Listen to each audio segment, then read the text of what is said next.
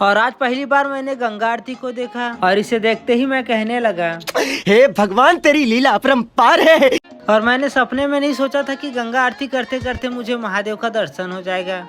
तो आज सुबह सुबह ही मैं और यामू रेडी होकर सीधा निकल गए यामू के दुकान की ओर और हम लोग जस्ट दुकान की ओर जा ही रहे थे। वैसे ही हम लोगों को बहुत सारे कांवड़ वाले भैया दिखाई देने लगे और उन कांवड़ वाले भैया को देखने के बाद हम लोग सीधा आ गए दुकान की ओर। और दुकान में आते ही मैं राजा की तरह कुर्सी में बैठ भी गया और बैठते ही कहने लगा, यहाँ से जल्दी कहीं दूर बैठने के लिए चला जाता हूँ। और इतना कहने के बाद मैं अपनी फेवरेट जगह पर आकर बैठ जाता हूँ। और यहाँ पर आते ही मैं देखता हूँ यहाँ तो स्टेज बनाने का कार्य चल रहा है। और कुछ देर बाद मुझे पता चला कि आज रात को यहाँ पर तो गंगा आरती होगी, इसीलिए मैं बिना कुछ खाए पिए इस गंगा आरती को देखने के लिए आ गया। और यहाँ पर आते ही मुझे ऐसी जगह मिली जहाँ से मैं सभी लोगों को साफ साफ देख सकता था। और कुछ ही देर बाद गंगा आरती होना चालू भी हो गया। क्या आप लोगों ने भी कभी ऐसे ही आरती देखा है? अगर देखे हो तो कमेंट सेक्शन में जरूर बताना गाइस। और ये नजारा आप लोगों को कैसा दिख रहा है कमेंट में जरूर बताना गाइस। और मैं इस नजारा को देखने के लिए बहुत सालों से वेट कर रहा था और फाइनली वो घड़ी आ ही गई, जिसे देखते ही मैं कह सकता हूँ हाय हाय